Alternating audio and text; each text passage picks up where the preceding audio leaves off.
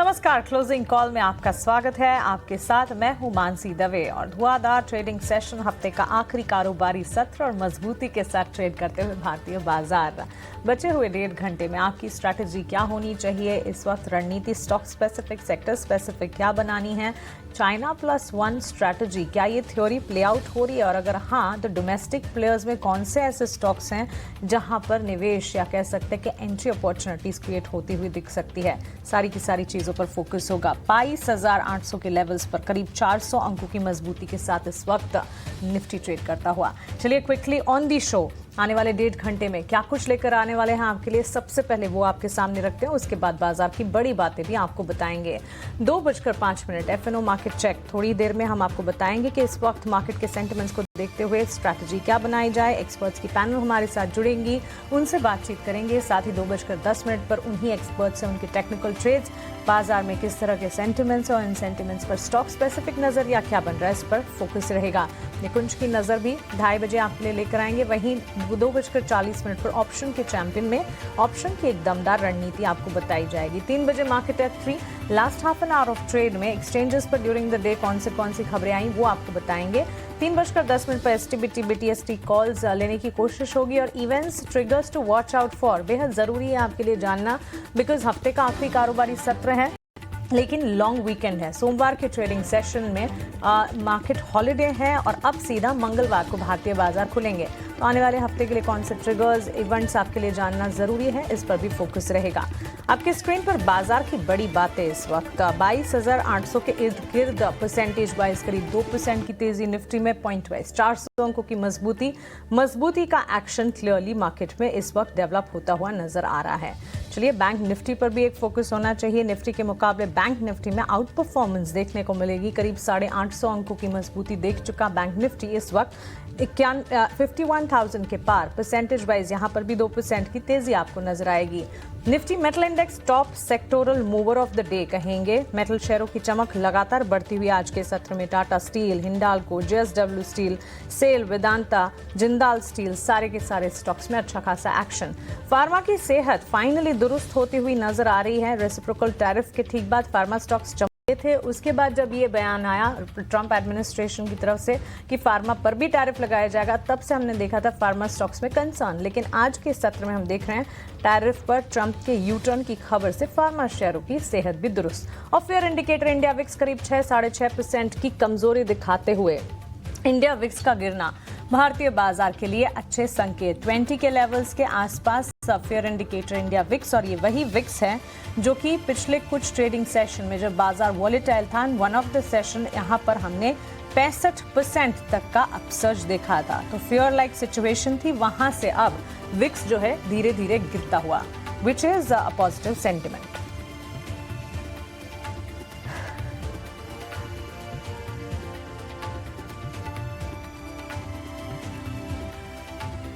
चलिए बाजार में जब यहाँ इतना एक्शन हम देख रहे हैं तो स्टॉक स्पेसिफिक मूव्स भी ढेर सारे हैं, सेक्टर्स भी ढेर सारे हैं। सबसे पहले तो ये बता देती हूँ कि कौन से सेक्टर्स हैं जो कि आज परफॉर्म कर पा रहे हैं। Metal sector of the day ये हमने आपको बताया, लेकिन इसके ठीक साथ साथ फार्मा, हेल्थ केयर और डायग्नोस्टिक प्लेयर्स पर भी नजर होनी चाहिए। इन तमाम सेक्टर्स पर एक एक कर जब एक्सपर्ट होंगे तब उनसे बातचीत करेंगे और उनसे हम स्टॉक स्पेसिफिक आउटलुक्स भी लेने की कोशिश करेंगे। Energy space, automobile space, banks and financials, वहीं रियल एस्टेट, एफएमसीजी और आईटी। एफएमसीजी एक ऐसा सेक्टर जो कि मार्केट वॉलेटाइल रहे तब भी परफॉर्म करने की कोशिश कर रहा था। ड्यूरिंग कुछ ऐसे सेशंस भी आए जब मात्र एफएमसीजी कंजम्पशन एक सेक्टर था जो कि परफॉर्म करने की कोशिश कर रहा था, वहां से मार्केट को सपोर्ट मिल रहे थे। पिछले कुछ दिनों से वेदर डिपार्टमेंट की तरफ से जिस तरह के बयान आ रहे हैं मॉनसून को लेकर, सामान्य मॉनसून को लेकर, अब धीरे धीरे कंजम्पशन थीम पर फोकस होना चाहिए। क्लियरली पावर स्पेस हो गया, वाइट गुड्स हो गए, फर्टिलाइजर हो गए, एग्री रिलेटेड सेक्टर्स हो गए, ये सारे के सारे थीम्स हैं जो कि पोजिशनली यानी कि 3 से 6 महीने के लिए वर्कआउट करते हुए नजर आएंगे। लेकिन चलिए यहाँ पर बाजार का हाल हम जान रहे हैं, मेजर कंट्रीब्यूटर्स भी क्विकली जानते हैं। उसके बाद बजिंग स्टॉक्स यानी कि एक्सचेंजेस पर खबरें जो आ रही हैं वहां पर फोकस करेंगे। HDFC bank, ICICI bank, Reliance, भारतीय एयरटेल, कोटक महिंद्रा बैंक, 5 बड़े इस वक्त कंट्रीब्यूटर्स है जो कि बाजार को सबसे ज्यादा संभालने का काम करें। On the flip side TCS, Infosys, Asian paints, Apollo hospital, Shri cement, ये सारे के सारे स्टॉक्स हैं जहां पर बिकवाली का दबाव देखने को मिल रहा है। अब आइए आगे बढ़ेंगे और बिग बजर्स आपको बताते हैं, यानी कि स्टॉक स्पेसिफिक मूव्स खबरों के दम पर कहां पर बनती हुई दिख रही है। पहले दो स्टॉक्स फार्मा के खेमे से हैं। फार्मा इन particular pharma health care diagnostic में अच्छा एक्शन है, लेकिन सन फार्मा और औरोबिंदो फार्मा दोनों कंपनियों के लिए उनकी दवाओं पर जो रोक लगी थी वो हटती हुई देखने को मिली है। इनफैक्ट औरोबिंदो फार्मा की एक दवा में फेज 1 ट्रायल जो है वो कंप्लीट हुआ है। इस कंप्लीशन के चलते भी एक्शन देखने को मिला है। सन फार्मा के स्टॉक प्राइस को अगर आप देखेंगे 2-2.5% की तेजी, यहाँ पर भी कंपनी की एक दवा पर जो रोक लगी थी वो रोक हटा दी गई है, जिसके चलते ये स्टॉक बजिंग है, मजबूती का ट्रेंड दिखा रहा है।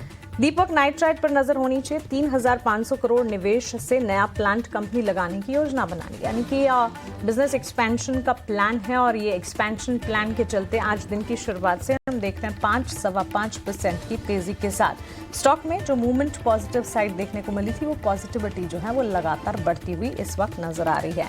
एसआरएफ के स्टॉक पर भी एक नजर होनी चाहिए। दहेज में एग्रोकेमिकल प्लांट कंपनी लगाने जा रही है, अनादर एक कह सकते हैं कि डेवलपमेंट कंपनी कर रही है बिजनेस एक्सपेंशन की तैयारी में, और इस तैयारी के चलते एसआरएफ और जैसे कि मैंने कहा इस पूरे के पूरे स्पेस पर यहाँ से अब 3 से 6 महीने तक नजर जरूर होनी चाहिए। वहीं मुथूट फाइनेंस भी फोकस में है। नुवामा और कोटक के डाउनग्रेड्स आए हैं और इस डाउनग्रेड के ठीक बाद इस स्टॉक में भी फोकस है टुवर्ड्स डाउनसाइड। 6% की गिरावट देखने को मिल रही है। आइए बाजार का हाल और इस वक्त स्टॉक स्पेसिफिक मूवमेंट्स तो हमने जाने, लेकिन एफएनओ सेटअप कैसा नजर आ रहा है, वायदा बाजार से किस तरह के संकेत मिल रहे हैं, डिम्पी से समझते हैं। Over to you Dimpy.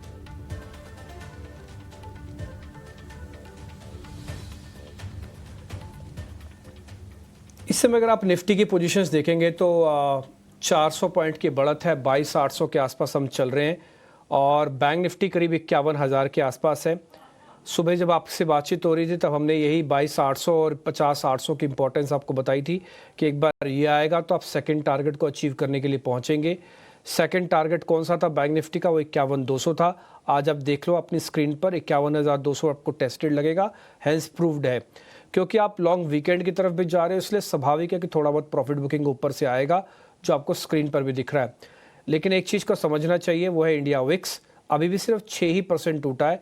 ये 1 मिनट के लिए 11-12% तक चला गया था। दिखा दो स्क्रीन पर जरा एक बार इंडिया विक्स, ये 11 से 12% तक चला गया था, लेकिन ये अभी सिर्फ 6% नीचे है। आप ये देख रहे हो, देखिए वापस से बाउंस आ रहा है इसके अंदर। तो इंडिया विक्स को जब तक बहुत नीचे नहीं जाएगा ना तो जो भी आप गेन कर रहे हो सस्टेनेबल नहीं होगा। इसलिए आपके पास अब 2 रास्ते हैं। पहला रास्ता कि अगर आपके निचले स्तरों पर खरीदा हुआ है से 22,200, 22,300, 22,000, तो आपके पास करीब करीब 700-800 पॉइंट का गेन है। या तो आप इस 700-800 पॉइंट के गेन को थोड़ा सा प्रॉफिट बुक कर लो, या तो ट्रेलिंग स्टॉप लॉस डाल दो। बोले सर ट्रेलिंग स्टॉप लॉस तो जंप कर जाएगा, वो तो गैप डाउन होगा, वो तो जंप हो सकता है। तो जो गैप डाउन होगा तो पोजीशंस को लाइट कर लो। बोले सर लाइट कैसे करें?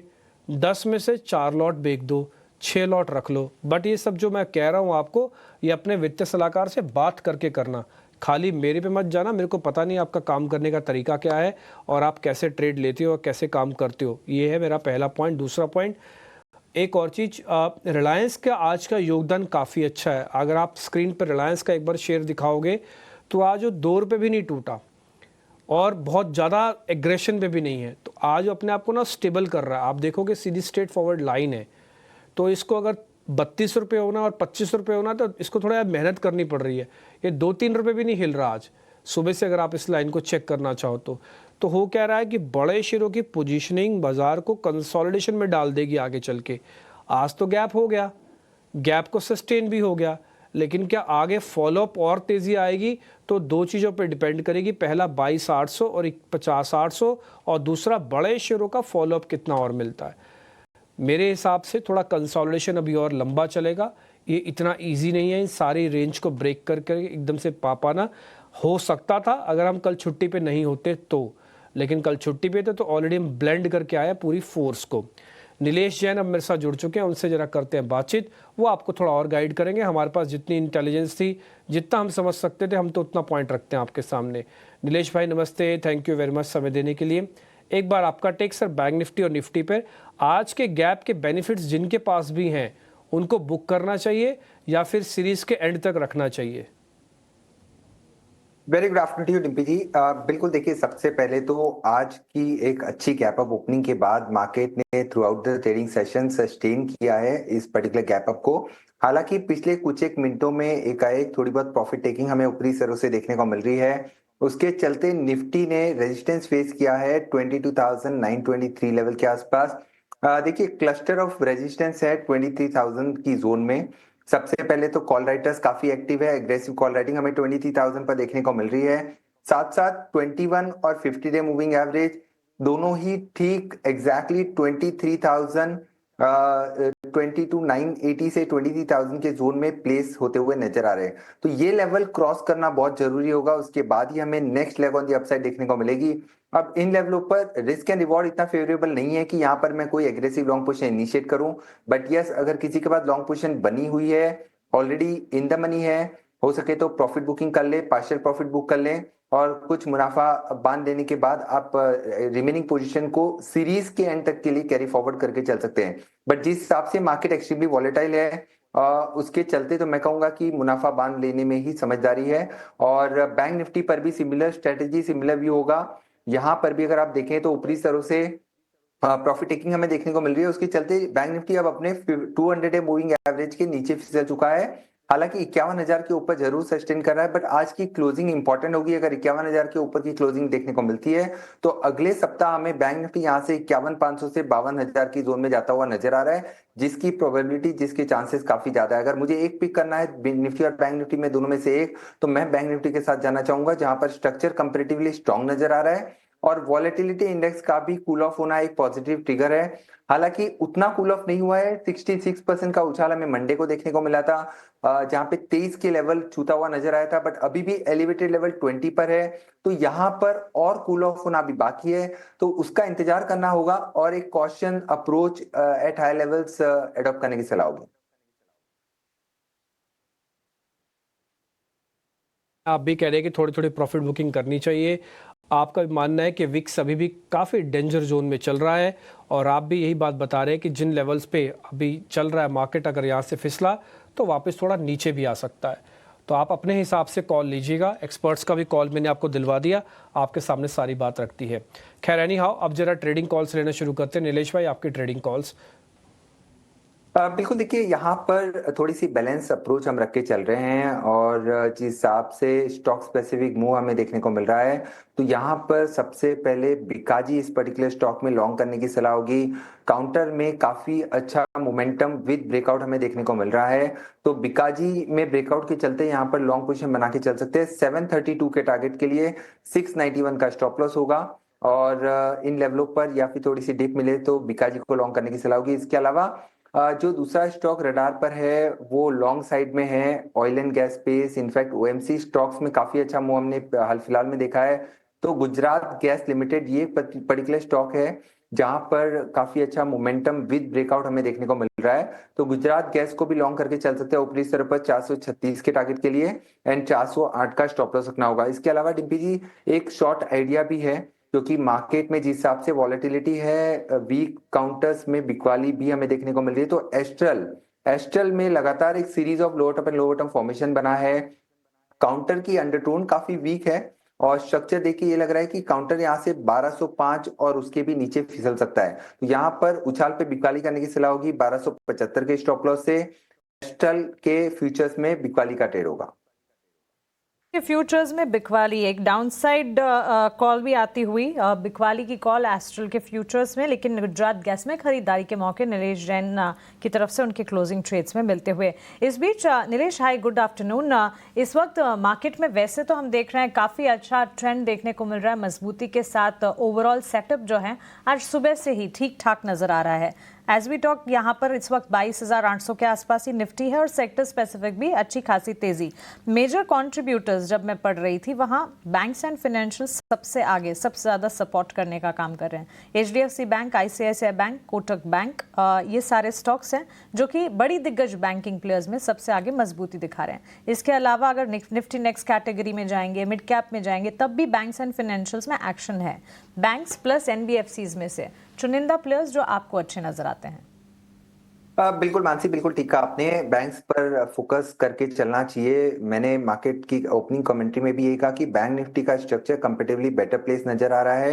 जिस हिसाब से दिग्गज प्राइवेट सेक्टर बैंक में हमें एक स्ट्रॉन्ग मूव आज देखने को मिल रहा है।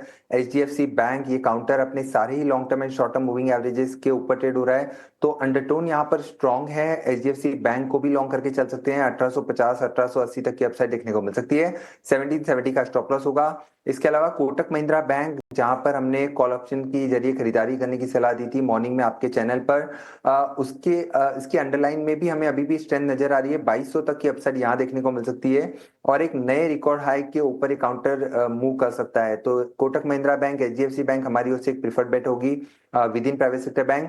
देखिए एनबीएफसी स्पेस में भी काफी अच्छा मूव हाल फिलहाल में हमने देखा था।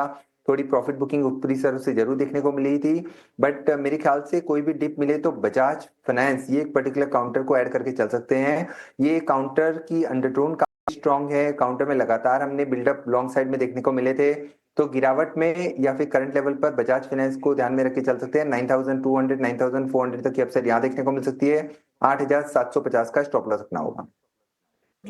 सो बैंक्स एंड फाइनेंशियल्स पर भरोसा कायम और लार्जर प्लेयर्स का जिक्र करते हुए नीलेश, और साथ ही बजाज ट्विंस दोनों ही स्टॉक्स में, बजाज फाइनेंस और बजाज फिनसर्व में अच्छी खासी तेजी के साथ ट्रेड देखने को मिल रहा है। बजाज फाइनेंस पर नीलेश की तरफ से कॉल भी इस वक्त एज अ प्रेफर्ड स्टॉक का कैटेगरी। लेकिन हमारे साथ एक्सिस सिक्योरिटी से राजेश पालविया भी जुड़ गए हैं। Rajesh, good afternoon, thanks for joining with us. बताइए मार्केट पर आपकी स्ट्रैटेजी क्विकली, साथ ही आपके क्लोजिंग ट्रेड्स।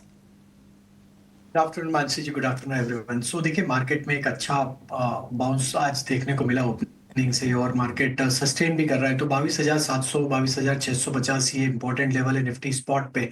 जब तक इसके ऊपर बने हुए हमें लगता है कि ये अपवर्ड मोमेंटम एक्सटेंड होते हुए दिख सकता है। देन हम यहाँ से 23,000 की तरफ भी बढ़ते हुए दिख सकते हैं।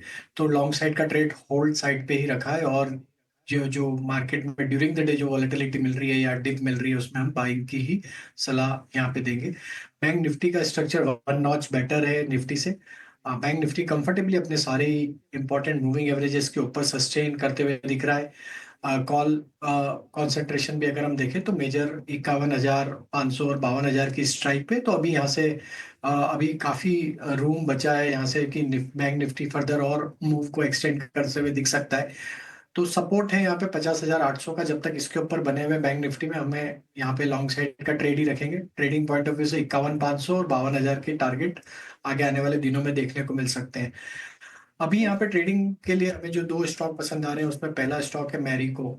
एफएमसीजी स्पेस में काफी स्ट्रांग यहाँ पे बाइंग एक्शन देखने को मिला है पिछले कुछ दिनों में, और स्टॉक में जिस तरीके के ब्रेकआउट मैरिको ने आज डिस्प्ले किए हैं, हमें लगता है ये मोमेंटम यहाँ पे कंटिन्यू होते हुए दिखेगा। एंड हायर साइड पे मैरिको के टारगेट हमें लगता है 730 735 की तरफ आते हुए दिख सकते हैं। तो मैरिको बाय किया जा सकता है विद स्टॉप लॉस ऑफ 695।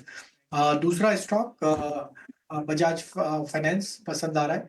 यहाँ पे अगर हम देखें तो एक अच्छी स्ट्रेंथ देखने को मिली इस मार्केट में, और स्टॉक में वीकली चार्ट पे भी अगर हम देखें तो ऑलरेडी ब्रेकआउट के ऊपर कंफर्टेबली सस्टेन करते हुए दिख रहा है।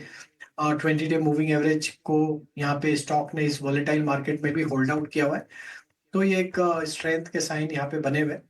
बजाज फाइनेंस के target trading point of view से हम प्रोजेक्ट करें करीब 9,050 9,100 की तरफ। स्टॉप लॉस होगा करीब 8,850 के आसपास। ऑलराइट, तो चलिए बजाज फाइनेंस, राजेश जी के भी फोकस रेडार पर पॉजिटिविटी यहाँ पर नजर आ रही है। मैरिको दूसरा स्टॉक जो खरीदारी की राय राजेश जी की तरफ से मिलती हुई। 4 स्टॉक्स मिले खरीदारी के, गुजरात गैस, मैरिको, बजाज फाइनेंस। वहीं एस्ट्रल पर एक बिकवाली की रणनीति भी नीलेश ने हमें सुझाई। लेकिन चलिए अब वक्त है बिग एक्शन स्टॉक्स जानने का, और आज बिग एक्शन स्टॉक्स लेकर अंश भीलवार हमारे साथ जुड़ गए हैं। गुड आफ्टरनून अंश, बताएं।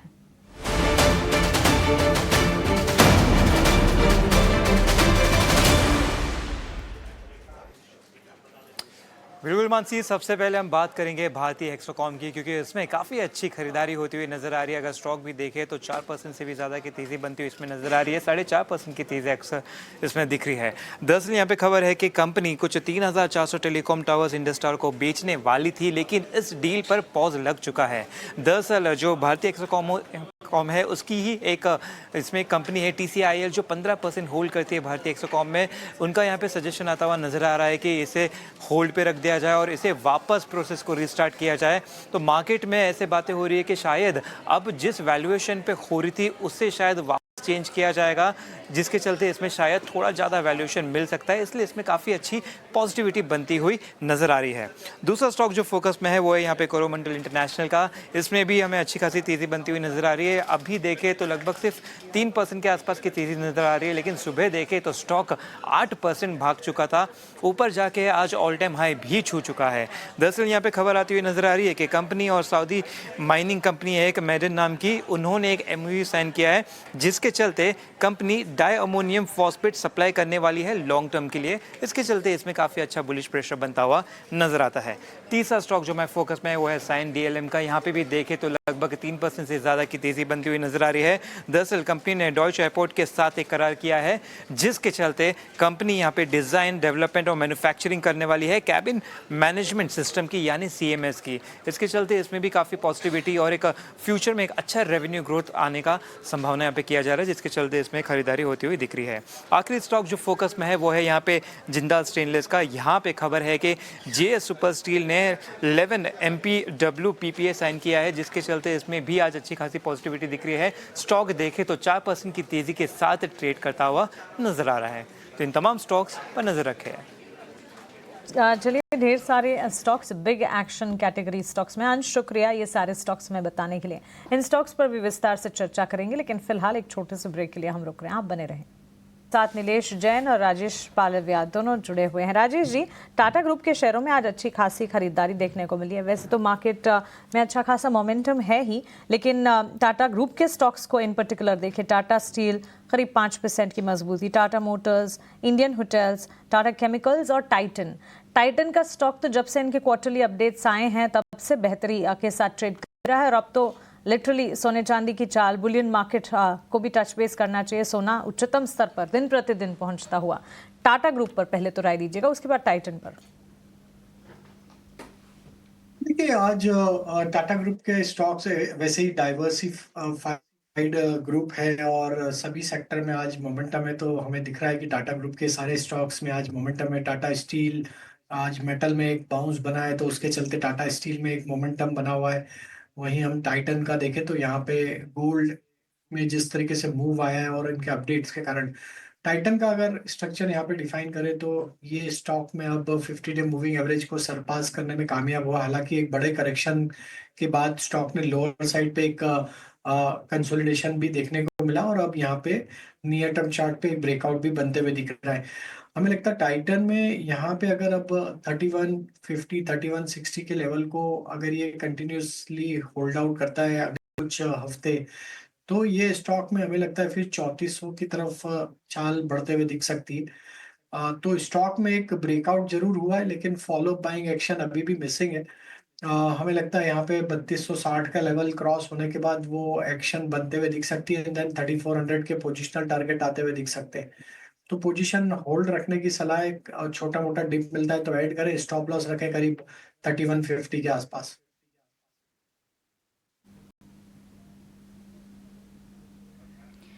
ठीक है, तो ये नज़रिया टाइटन, जहां पर ऑपरेशनल अपडेट्स के बाद अच्छी खासी तेजी दिखी है और आज टाइटन ही नहीं कई सारे टाटा ग्रुप ऑफ स्टॉक्स में एक्शन दिखा है। लेकिन इसके अलावा फार्मा सेक्टर पर तो राय लेनी ही होगी। अच्छा खासा रिबाउंड यहां पर दिखा है। निफ्टी फार्मा इंडेक्स सबसे बड़ा सेक्टोरल गेनर आज के सत्र में। और कुछ इंडिविजुअल स्टॉक्स की बात करें तो ग्रैन्यूल्स इंडिया यहाँ पर अच्छी खासी तेजी है।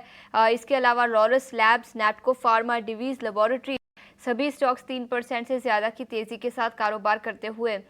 नीलेश जी, क्या राय होगी आपकी स्पेशली लॉरस लैब्स पर? 7% चढ़कर निफ्टी फार्मा इंडेक्स के टॉप गेनर्स में ये स्टॉक शामिल।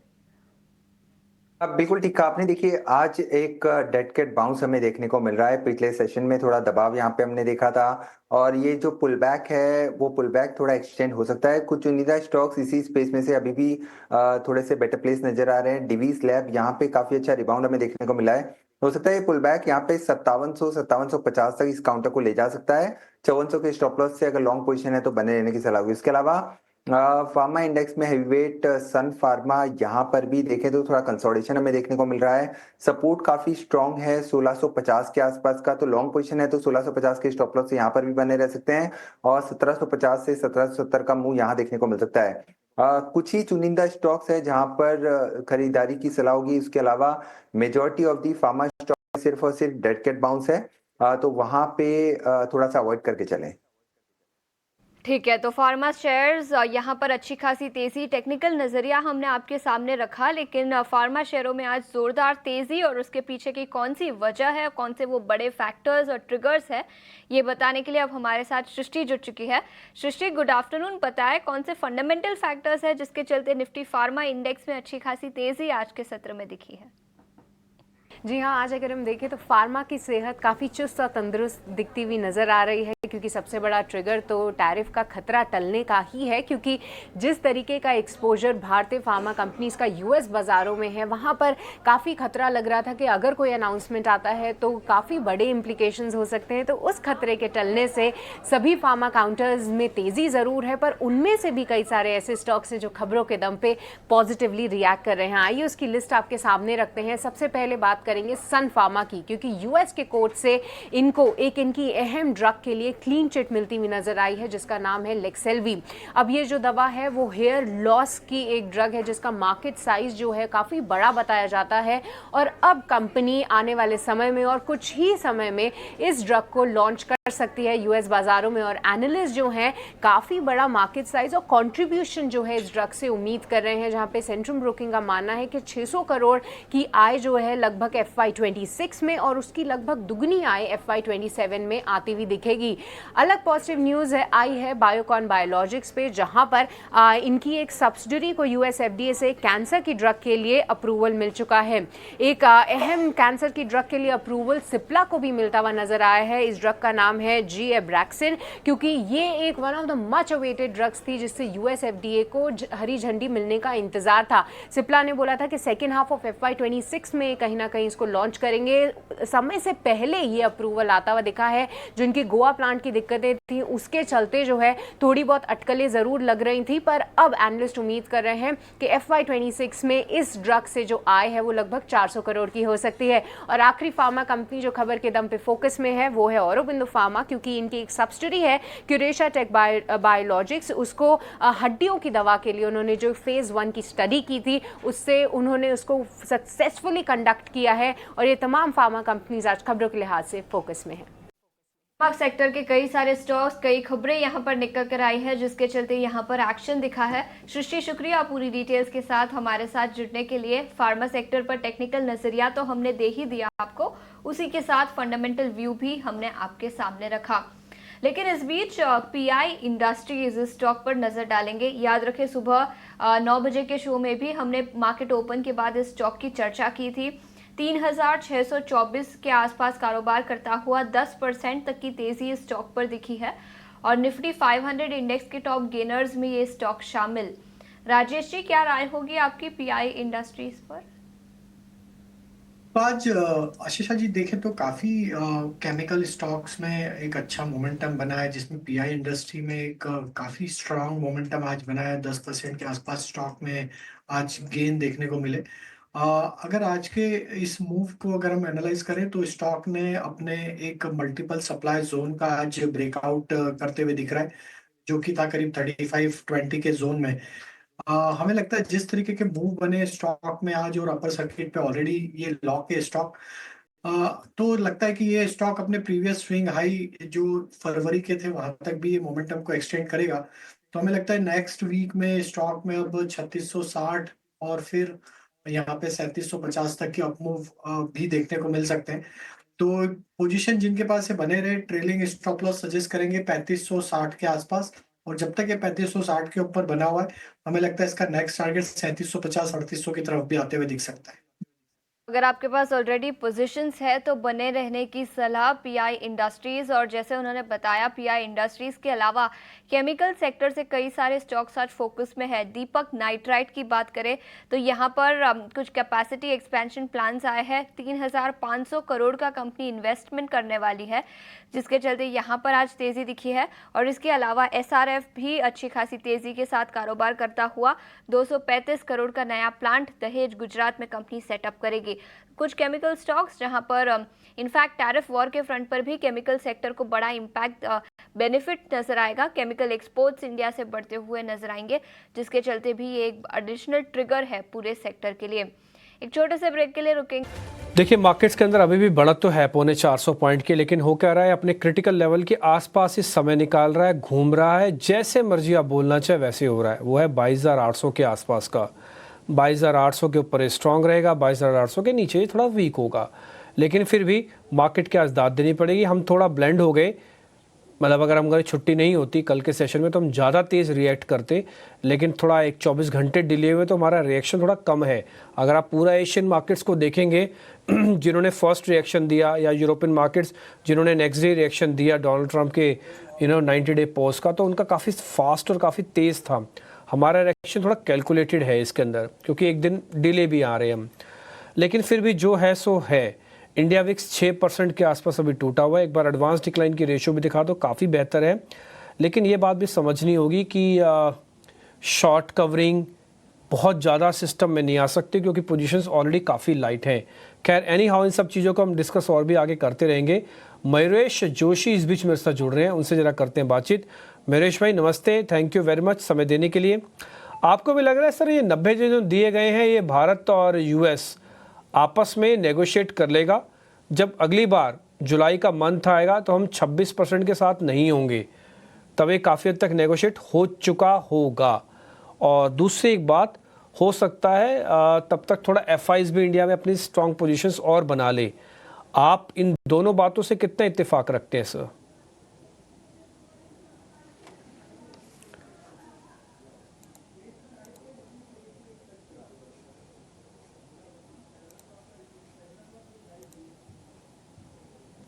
सर आवाज आई? मयूरेश सर आवाज आ रही है आपको?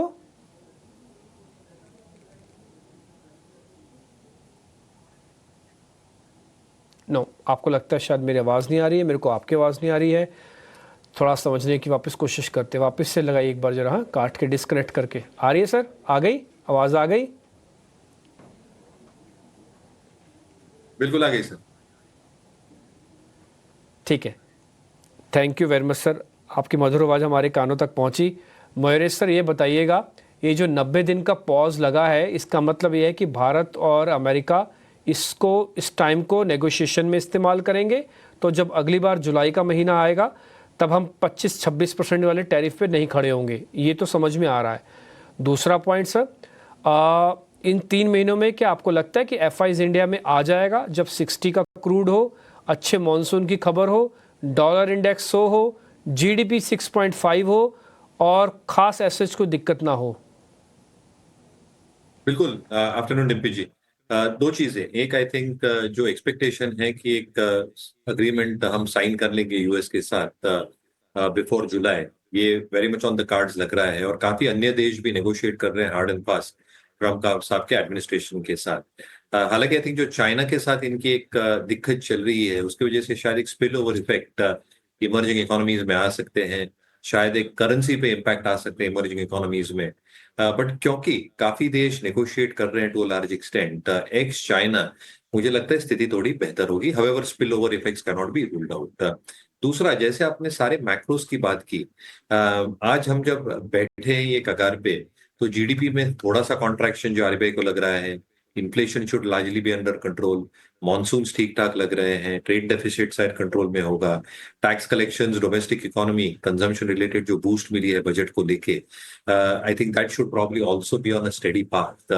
एसेट क्वालिटी प्रेशर्स अच्छे खासे कम हो चुके हैं सिस्टम में, कॉर्पोरेट बैलेंस शीट्स की जो लेवरेज है ये अच्छी खासी कम है as we speak, private capex second half में आने की पूरी उम्मीद है, and consumption and corporate earnings expected to improve in the second half, क्योंकि कंजम्पशन बूस्ट जो टैक्स कट से मिलेगा, rural consumption because of monsoon, urban consumption because of combination of these factors, I think ये सारी चीजें India को macros के हिसाब से बेहतर रखती है। दूसरा, I think in terms of tariff, अगर चाइना के साथ कंटिन्यू रहा और अन्य पॉलिसी जो यूज कर रहा है इम्प्लीमेंट, कहीं ना कहीं एक जो बेस केस सिनेरियो बन रही है कि there will be a mild recession in the US, और अगर ऐसी परिस्थिति उभर के आती है तो यूएस इन्वेस्टर्स के लिए जो मौके रहते हैं आउटसाइड यूएस बहुत कम बचते हैं, क्योंकि आई थिंक चाइना में जो एक ट्रेंड हुआ था पिछले कुछ महीनों में, lot of fund flows had moved into China. I think एक रिवर्सल शायद हो सकता है वो फंड फ्लोज का। EU union, obviously I think whatever negotiation happens, there will be some element of contraction of GDP as well as other emerging economies जो commodity driven है। इसलिए आई थिंक काफी कुछ विकल्प बचते नहीं except India for a lot of FIs and FPIs, और इसलिए अनिवार्य होगा कि I think there have no choice कि अगले कुछ महीनों में जैसे ये ट्रेंड्स और साफ होते जाते हैं मैक्रोज और माइक्रोज के ऊपर इन इंडियन कॉन्टेक्स्ट, FIs और FPIs की एक फोर्सफुल एंट्री और एक पेनफुल एंट्री शायद इंडियन मार्केट में वापस हो सकती है। I think just cannot ignore India. इसलिए मुझे लगता है I think outside the US macros और माइक्रोज को लेके is the best placed market in the world. Obviously, I think global tariffs, ये volatility के चक्कर में इंडियन मार्केट्स में भी volatility रह सकती है, but to a large extent मुझे लगता है I think सारे जहां से अच्छा हिंदुस्तान हमारा। इस बात का जिक्र आज ही नहीं, आप पहले भी करते आए हैं, सारे जहां से अच्छा हिंदुस्तान हमारा। और इनफैक्ट लास्ट वीक जब आपने नेटवर्क से बात की थी, आपने लिटरली ये कहा था कि ट्रंप रेटोरिक अगर कंटिन्यू होता है तो मोर मार्केट वॉलेटिलिटी नजर आएगी, जो कि नजर भी आई। लेकिन उसके साथ आपने ये भी कहा था कि फार्मा में सी अ बाउंस बैक, और आज के सत्र में देखिए इतना अच्छा बाउंस बैक कि लिटरली उस पर रिसर्च कर हम हमारे मार्केट पार्टिसिपेंट्स और व्यूअर्स को बता भी रहे हैं कि एग्जैक्टली रीजंस क्या है जिसके चलते फार्मा में अच्छा खासा एक्शन है। विस्तार से और आगे आपसे बातचीत करते, लेकिन एक और स्टॉक पर टेक्निकल नजरिया जान लेते हैं राजेश जी से। राजेश जी, स्टॉक ही नहीं सेक्टर पर ही आपकी राय जानना चाहेंगे। आईटी सेक्टर, देखिए एक तो IT sector of course global market में जो अनसर्टेनिटी है उसका शिकार बना, विदेशी बाजार में भी नैस्डैक में गिरावट हमने देखी, eventual impact domestic IT markets में भी आईटी सेक्टर पर भी देखने को मिली। लेकिन टीसीएस के नतीजों के साथ क्वार्टरली अर्निंग्स की शुरुआत हुई, उसके ठीक बाद टीसीएस को छोड़ बाकी आईटी कंपनियों में आज हम देख रहे हैं खरीदारी। लेकिन ये सिर्फ शॉर्ट टर्म ट्रेंड है या फिर आईटी सेक्टर पर छोटी मझौली या लार्जर आईटी प्लेयर्स पर कहीं फोकस होना चाहिए? मानसी जी, देखिए आईटी स्टॉक्स में हमने देखा कि काफी बड़ा करेक्शन पिछले 3-4 महीनों में होते हुए दिखा। आईटी इंडेक्स इटसेल्फ अगर हम देखें तो जो स्विंग लो बने थे ऑलमोस्ट जो पीक थे वहां से 33% के आसपास का करेक्शन आईटी इंडेक्स में आते हुए दिखा है। इस करेक्शन में जरूर आईटी इंडेक्स अपने सारे long term short term moving averages के नीचे ही सस्टेन होते हुए दिख रहा है। Same behaviour large cap IT stocks में भी देखने को मिला है। अगर हम इसको थोड़ा सा लॉन्गर टर्म टाइम फ्रेम पे देखें तो आईटी इंडेक्स अब एक मंथली सपोर्ट के आसपास ट्रेड करते हुए दिख रहा है, और जो हमने रिसेंट बाउंस देखा वो ऑलमोस्ट वो मंथली सपोर्ट के आसपास से ही बाउंस देखने को मिला है। तो ऑलमोस्ट 1 साल के लोअर लेवल के आसपास से आईटी इंडेक्स ने उस लेवल को डिफेंड किया है, और इतने बड़े करेक्शन के बाद हमें ये लगता है कि ये एक ओवरसोल्ड ट्रेजेक्टरी में है, तो यहाँ से शॉर्ट करने की गुंजाइश अभी नहीं बनती है। हालांकि स्ट्रक्चर वीक है, काफी कुछ कंसर्न्स आईटी स्टॉक्स को लेके बनते हुए दिखे पिछले दिनों में, जिसमें कि यूएस रिसेशन भी एक कंसर्न था, जिसके चलते आईटी सेक्टर्स में हमने बिकवाली देखी थी। बट हमें लगता है कि 31,600 आईटी इंडेक्स का इंपॉर्टेंट लेवल है। अगर वो टूटता है तो फिर बड़ी गिरावट का अंदेशा है। अदरवाइज हमें लगता है कुछ समय के लिए आईटी स्टॉक्स में कंसोलिडेशन देखने को मिलेगा इस जगह पे। हो सकता है कि 1-2% के अप मूव यहाँ से बनते हुए दिखे और बोथ डायरेक्शन में ट्रेड, दोनों ही डायरेक्शन में ट्रेड होता हुआ दिखे। और अगर एक बार ये अर्निंग सीजन के बाद अगर लार्ज कैप आईटी स्टॉक्स या मिड कैप आईटी स्टॉक्स ये अर्निंग्स की जो वॉलेटिलिटी है, जो नंबर्स की वॉलेटिलिटी के बाद अगर वो एब्जॉर्ब कर लेते हैं इसी रेंज में, तो हमें लगता है गोइंग फॉरवर्ड कहीं ना कहीं एक रिकवरी के साइन बनते हुए दिखेंगे। तो हमें लगता है थोड़ा कॉन्ट्राबेट लिए जा सकते हैं आईटी स्टॉक्स में, क्योंकि एक ओवरसोल्ड जोन है, मार्केट भी रिकवरी के मोड में है, और एक काफी बड़ा सेक्टर है जो कि कंट्रीब्यूट करता है हमारे स्टॉक मार्केट को एज वेल एज हमारी जीडीपी को।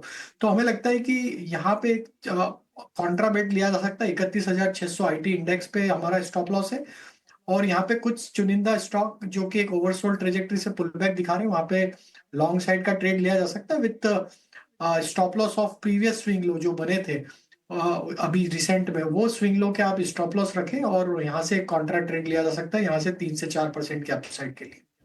चलिए आईटी पर ओवरऑल आउटलुक राजेश जी से हमें मिलता हुआ, सारे स्टॉक्स जो हैं इस वक्त पॉजिटिवली रिएक्ट ज़रूर करते हुए नज़र आ रहे हैं, लेकिन इस बीच जहां हम मेटल पैक स्टील सेक्टर की बात कर रहे थे, टाटा स्टील के चार्ट्स को एक बार पुल अप करना चाहिए। टाटा स्टील में अच्छी खासी मजबूती देखने को मिल रही है और इस मजबूती के पीछे की वजह भी है।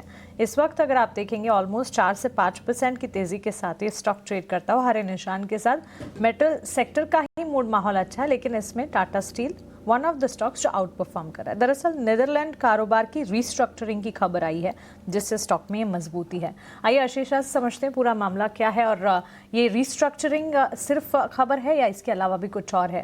आशीषा, रीस्ट्रक्चरिंग के अलावा ब्रोकरेज के भी बुलिश रेडार पर है टाटा स्टील? बिल्कुल, ब्रोकरेज हाउसेस का नजरिया काफी पॉजिटिव और Tata steel Netherlands operation Mansi बात करें तो करीब 23% कंपनी का रेवेन्यू नीदरलैंड से आता है और कंपनी ने कहा कि ट्रांसफॉर्मेशन कंपनी करना चाहती है नीदरलैंड्स ऑपरेशंस के लिए। ट्रांसफॉर्मेशंस के लिए कैपेक्स की तो उन्होंने बात नहीं की, लेकिन उन्होंने कहा कि कॉस्ट एफिशिएंसी होगी, यानी कंपनी के कॉस्ट कम होते हुए नजर आएंगे। कल एनालिस्ट के साथ कॉल किया जहां पर मैनेजमेंट का कहना है कि 500 मिलियन यूरोस तक कंपनी के पर एनम कॉस्ट कम होते हुए नजर आएंगे। और एनालिस्ट ने कुछ बैक कैलकुलेशन किया, उनका मानना है कि $70 से $80 पर टन तक नीदरलैंड्स ऑपरेशंस का एबिटा बढ़ता हुआ नजर आएगा। तो एबिटा पर टन में इंप्रूवमेंट होगा, कॉस्ट कम होंगे। हाँ, कॉस्ट कम होने के चलते कुछ ले ऑफ्स भी कंपनी करेगी, करीब 1700 एम्प्लॉयज़ को कंपनी ले ऑफ कर देगी और इसी के चलते यूनियंस के साथ कंपनी बातचीत कर रही है। लेकिन अभी के लिए पॉजिटिव खबर टाटा स्टील के लिए, क्योंकि टाटा स्टील नीदरलैंड्स ऑपरेशंस के एबिटा में इंप्रूवमेंट दिखेगा। इसी के चलते कुछ ब्रोकरेज रिपोर्ट्स आई है। जेपी मॉर्गन ने ओवरवेट की रेटिंग बरकरार 180 रुपये प्रति शेयर का लक्ष्य रखा है। उन्होंने कहा 500 मिलियन यूरो का कंपनी कॉस्ट सेविंग्स करेगी FY 25 से 27 के पीरियड में, जो एक बड़ा पॉजिटिव है। और उनका मानना है कि स्ट्रक्चरल कॉस्ट रिडक्शन इनिशिएटिव्स जो कंपनी ने लिए हैं उन्हें इग्नोर नहीं करने चाहिए। इसके अलावा मक्वेरी आउट परफॉर्म की रेटिंग बरकरार 156 रुपीज़ प्रति शेयर का लक्ष्य। उनका मानना है कि कॉस्ट रिडक्शन तो होगा, लेकिन इसके लिए कंपनी कोई बड़े कैपेक्स नहीं करेगी, तो बेनिफिट है लेकिन आउटफ्लो कुछ नहीं होगा, जिसके चलते उन्होंने भी आउट परफॉर्म की रेटिंग बरकरार रखी है। लेकिन एक कॉन्ट्रा व्यू भी आया है। सिटी, उन्होंने बिकवाली की राय बरकरार 115 रुपये प्रति शेयर का लक्ष्य रखा है। सिटी का मानना है कि हाँ, ये एक पॉजिटिव खबर तो है, लेकिन मैक्रो बैकड्रॉप अभी भी काफ़ी कमज़ोर है। याद रखिए, चीन और US के बीच जो टैरिफ वॉर गहराया है, उसके चलते ग्लोबल कमोडिटी मार्केट में कमज़ोरी दिखेगी, डिमांड कम होती हुई नजर आएगी चीन से, जिसके चलते ग्लोबल कमोडिटी प्राइसेस भी कम होंगे। तो मैक्रो डेवलपमेंट्स अभी भी काफ़ी कमज़ोर है, जिसके चलते उन्होंने बिकवाली का अपना व्यू बरकरार रखा है। तो हाँ, ब्रोकरेज हाउसेस का नज़रिया काफ़ी डिवाइडेड है। बेनिफिट्स तो होंगे, लेकिन शॉर्ट टर्म में शायद मैक्रो फैक्टर्स ओवरवे करते हुए नजर आएंगे। लेकिन फिर भी स्टॉक को थम्स अप रिएक्शन पॉजिटिव मिला है और स्टॉक करीब 6% की तेज़ी के साथ कारोबार करता हुआ। मयूरेश जी, आपसे पूछना चाहूँगी, सिटी का कॉन्ट्रा व्यू, इस पर आपकी क्या राय होगी? टाटा स्टील पर इन पर्टिकुलर या पूरे मेटल सेक्टर पर देखें तो चीन और अमेरिका के बीच जो टैरिफ वॉर हुआ है, उसके चलते किस तरह का डिमांड इम्पैक्ट चाइना से आता हुआ नजर आएगा? नहीं, दो चीजें इसमें। आई थिंक एक जो सप्लाई फैक्टर है जो चाइना लार्जली कंट्रोल करता है, large part of the commodity universe का, वो फेरस हो नॉन फेरस हो, उनको अपनी फैक्ट्रीज कंटिन्यू करने के लिए आई थिंक प्रोडक्शन चालू रखना पड़ेगा and to take care of the fix cost overruns. अगर ये टैरिफ्स कंटिन्यू होते हैं in the current state and in the current at the current rate, तो कहीं ना कहीं आई थिंक जो चाइना एनीवे डंप कर रही है this juncture, there will be excessive dumping that will happen across the globe. इसका आप डायरेक्ट इम्पैक्ट ऑलरेडी देख रहे हैं। I think CRC HRC prices में एक अच्छी खासी गिरावट देखी गई है। अन्य कमोडिटीज में भी they start dumping across the globe because of and user market like America, if this continues is not accessible, तो कहीं ना कहीं आई थिंक जो प्राइसिंग होगी वो कम होगी। ऑब्वियसली डिमांड जो सॉफ्ट रह सकती है, that can have a multiple effect, क्योंकि जो ड्यूअल इफेक्ट है of slower demand and lower prices, ये ऑपरेटिंग लेवरेज के लिए एब्सोल्युटली बेनिफिशियल नहीं है। And if that is not beneficial, जो रिपोर्टेड एबिटा होगा, रिपोर्टेड एबिटा पर टन होगा, ये ऑब्वियसली सीक्वेंशियली लोअर हो सकता है, and that can remain circumspect for some length of time unless you see demand coming back and unless you probably see pricing improve because of the supply probably coming off, जो अभी कोई visibility नहीं है दोनों चीजों को लेके। इसलिए मुझे लगता है आई थिंक थोड़ा हम वेट एंड वॉच अप्रोच रख रहे हैं generally for the entire metal pack.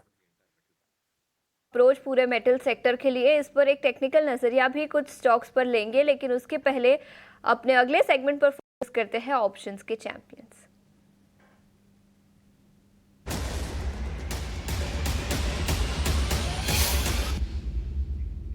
और इस घंटे के ऑप्शन का चैंपियन बताने के लिए हमारे साथ एंजल वन से स्नेहा सेठ जुड़ चुकी है। स्नेहा, शुक्रिया समय निकाल कर ईटीना स्वदेश पर जुड़ने के लिए। बताएं वायदा बाजार में कौन सा वो ट्रेड होगा जहां पर आपको लगता है कि फ्रेश पोजीशंस लिए जा सके? इंडिविजुअल काउंटर्स में अगर आप देखें तो कोल इंडिया, अगर आप इसका चार्ट स्ट्रक्चर देखें तो जो रिसेंटली करेक्शन आया था, प्रिसाइसली जो प्रीवियस स्विंग लोज था अराउंड 355 के आसपास, वहां से काउंटर ने फिर से एक रिकवरी दिखाई है और इनफैक्ट एक अच्छी खासी अप ट्रेंड दिखी है। काफी अच्छे लॉन्ग पोजीशंस भी बने हैं फ्यूचर सेगमेंट में। तो मेरा मानना है यहाँ से तेजी एक्सटेंड हो सकती है। तो आई वुड सजेस्ट कि यहाँ पे ऑप्शंस के थ्रू एट दी मनी की 390 की जो कॉल ऑप्शन है वो बाय करें। 9 से 10 रुपए के बीच में आपको इसे बाय करना है। स्टॉप लॉस 5.5 का रहेगा, टारगेट 20 तक के रहेंगे। As per the target and stop loss maximum risk जो इन्वॉल्व है दैट इज अराउंड 5,700 और प्रॉफिट पोटेंशियल रहेगा 10,500 का। शुक्रिया ऑप्शन की ये दमदार रणनीति हमें बताने के लिए। तो स्नेहा सेठ की कोल इंडिया पर राय 390 की कॉल खरीदने की 9 से 10 के लेवल्स, लक्ष्य 20, स्टॉप लॉस 5 रुपये 50 पैसे का, कॉल के वर्कआउट होने पर 10,500 का अधिकतम मुनाफा होने की संभावना। वहीं अगर रिवर्स जाती है कॉल 4,700 का नुकसान भी अधिकतम हो सकता है। एक स्टैंडर्ड डिस्क्लेमर आपके स्क्रीन पर एफएनओ ट्रेडिंग को लेकर आ जाएगा। एफएनओ ट्रेडिंग में 10 में से 9 लोगों को नुकसान होता है। एफएनओ ट्रेडर्स को औसतन 50,000 का नुकसान होता है।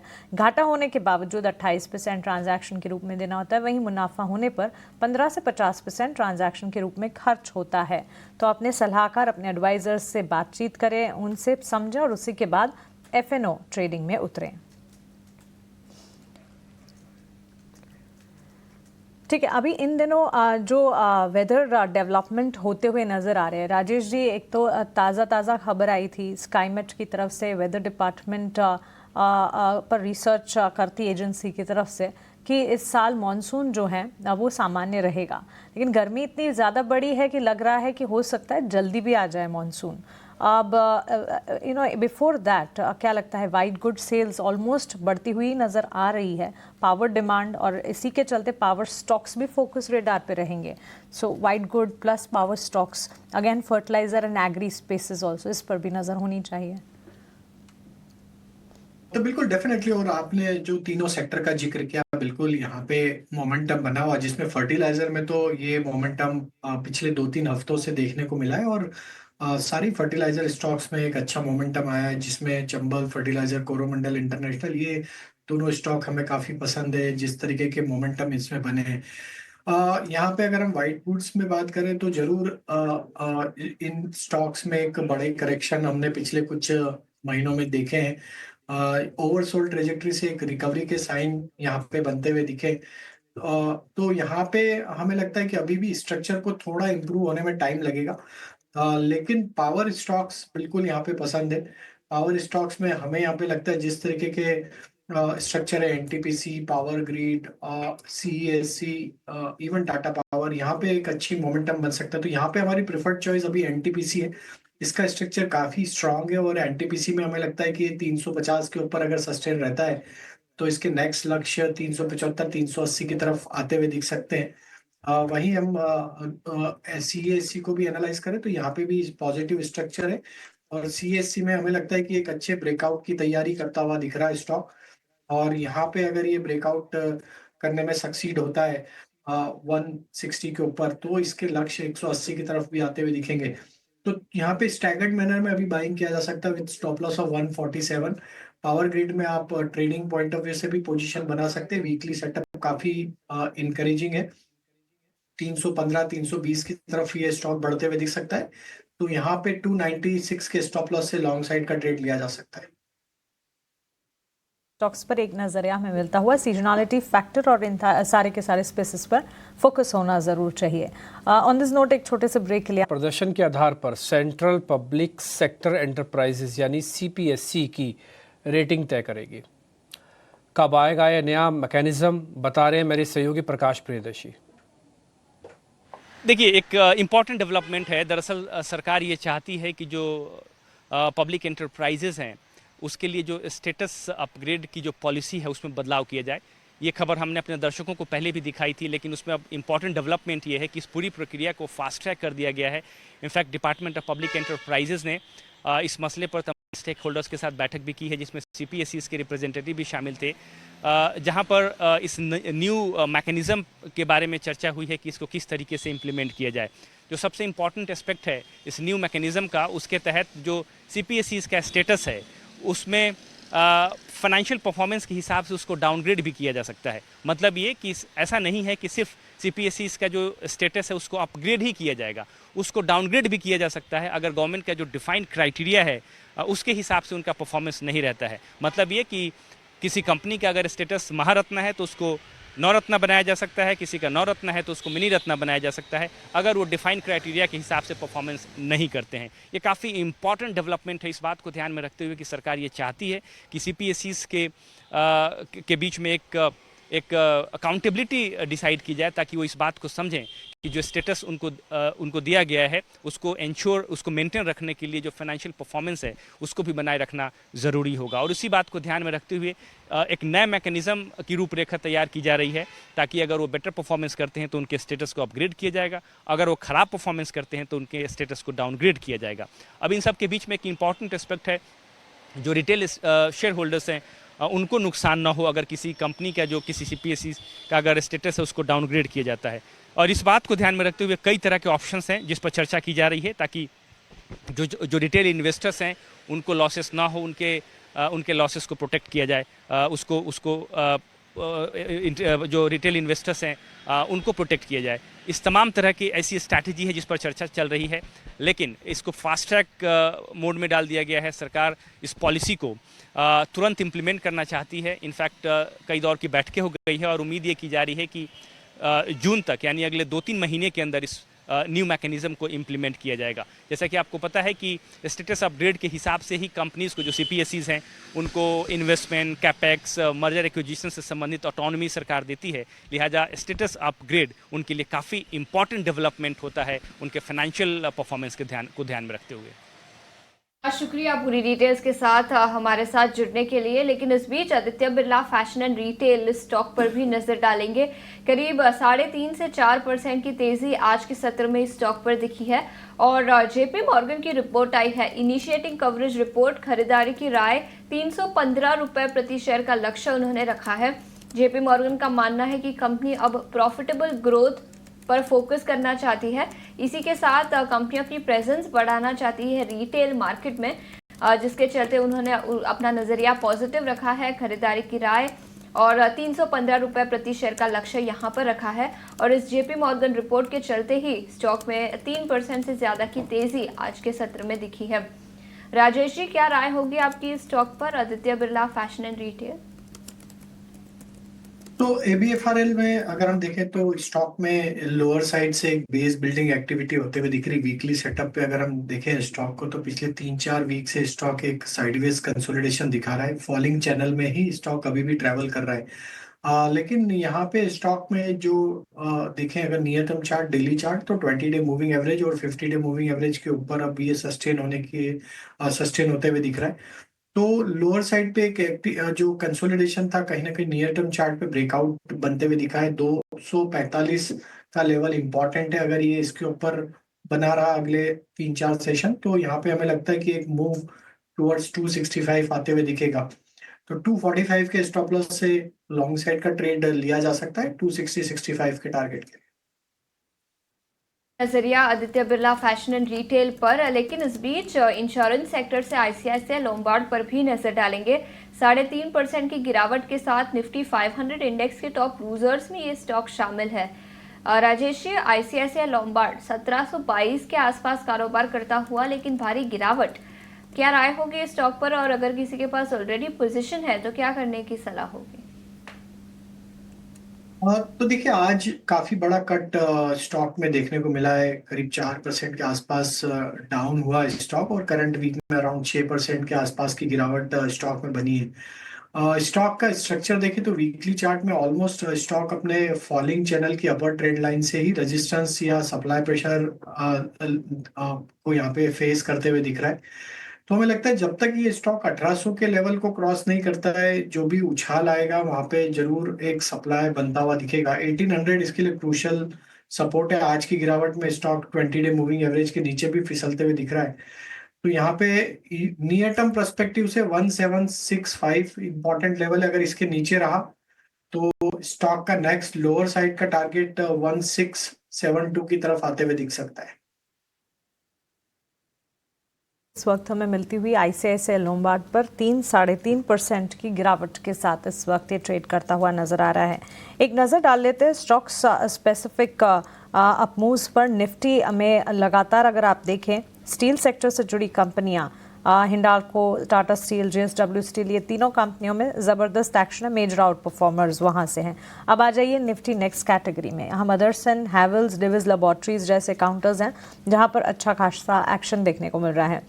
मिड कैप स्टॉक्स में पीआई इंडस्ट्रीज, जिसका जिक्र अभी थोड़ी देर पहले हमने किया, और साथ ही ईएमएस स्पेस से जुड़ी हुई कंपनियां आज सुबह से ही अच्छा खासा एक्शन दिखा रही है, जैसे कि Dixon Technologies, Amber Enterprises, PG Electroplast, इन सारे के सारे स्टॉक्स में अच्छा एक्शन है। Rajesh ji, Dixon Technologies, PG Electroplast, इन स्टॉक्स पर एक बार आपकी राय जानना चाहेंगे। डिक्सन इन पर्टिकुलर 7 से 8% की तेजी दिखाते हुए। तो बिल्कुल आज काफी स्ट्रांग मूव बना है डिक्सन में, इवन पीजी इलेक्ट्रोप्लास्ट में। आई थिंक डिक्सन का आज का मूव अब स्टॉक को 50 डे मूविंग एवरेज के ऊपर लेकर आ चुका है। तो हमें लगता है कि अब यहाँ पे 13,900 ये नियर टर्म के हिसाब से सपोर्ट एरिया है। अगर 13,900 के ऊपर सस्टेन रहा तो इसका जो नेक्स्ट लक्ष्य बन सकता है वो करीब 14,700, 15,000 की तरफ भी आते हुए दिख सकता है। तो आज के मूव में हमें देखना होगा कि अगले हफ्ते अब वापस फॉलो अप बाइंग एक्शन इसमें बनता है या नहीं। इसीलिए सजेस्ट करेंगे 13,900 के स्टॉप लॉस को होल्ड रखे पोजीशन को होल्ड रखा जा सकता है। ये एक राय डिक्सन टेक्नोलॉजीज पर हमें मिलती हुई। लेकिन इस बीच एक और इंटरेस्टिंग अपडेट, एक और इंटरेस्टिंग खबर का रुख करते हैं। एप्पल भारत में आईफोन के उत्पादन को बढ़ाने की तैयारी कर रहा है। जी हाँ, इस फैसले के पीछे की वजह क्या है, इससे भारत को और बिजनेस मार्केट को इन पर्टिकुलर फ़ायदा कितना होता हुआ दिखेगा, सारी की सारी जानकारी लेकर सुमिता करीर हमारे साथ जुड़ गई हैं। सुमिता, बताएं। जी, सोर्सेस हमें बता रहे हैं कि एप्पल अपने इंडिया के प्रोडक्शन लाइंस की टाइमलाइंस को एक्सेलरेट करने का प्लान कर रहा है और अभी प्लानिंग और असेसमेंट की स्टेज में है कि कैसे रैंप अप किया जाए। हालांकि सोर्सेस हमें ये भी बता रहे हैं कि कोई नई असेंबली लाइंस जो है या नए प्रोडक्ट्स जो हैं वो अभी ऐड नहीं किए जाएंगे। India could account for 25% of Apple's overall output in the country is what we are also given to understand. और ये जो टारगेट है ये अचीव हो सकता है या तो इस साल के एंड तक या अगले साल तक ये अचीव किया जा सकता है। और जब इंडिया की बात करते हैं तो एक्सपोर्ट्स की बात करना भी इम्पॉर्टेंट है। एप्पल ने iPhones total around 1.7 million iPhones export किए United States as a market में, और ये हुआ मार्च के लास्ट 2 वीक्स में ही। और सिर्फ इंडिया से नहीं, इंडिया की बाकी जो आसपास की जोग्राफीज़ है वहाँ से भी बाकी यूनिट्स डिस्पैच हुए, जिसमें आते हैं आईपैड्स, मैक्स और आईफोन्स। ये मूव जो था वो इसलिए लिया गया ताकि यूएस में जो स्टॉक पाइलिंग है वो बढ़ाई जाए, जो सिचुएशन है उसको मद्देनज़र रखते हुए। ओवरऑल जो एप्पल है वो इंडिया को एक इम्पॉर्टेंट मार्केट मानता है और हमने देखा है कि उनका फोकस बना रहा है पिछले 2-3 सालों से, जब से उन्होंने प्रोडक्शन को इंडिया में एक्सेलरेट करना शुरू किया है। इनफैक्ट अगर ओवरऑल प्रोडक्शन और एक्सपोर्ट्स की माने तो इंडिया के जो स्मार्टफोन एक्सपोर्ट्स थे उन्होंने क्लाइम किया to a record more than 2 lakh crores in the fiscal year that just ended, और उसमें एप्पल का एक काफ़ी सिग्निफिकेंट कॉन्ट्रीब्यूशन था जो था 1.5 लाख क्रॉर्स। सुमिता, शुक्रिया ये सारी डिटेल्स हमें बताने के लिए। अभी हमने EMS कैटेगरी के स्टॉक्स पर एक टेक्निकल नज़रिया राजेश जी से जाना भी, जहां डिक्सन की बात हमने करी और एप्पल का प्रोडक्शन भारत में बढ़ने की खबर सुमिता हमें बताती हुई।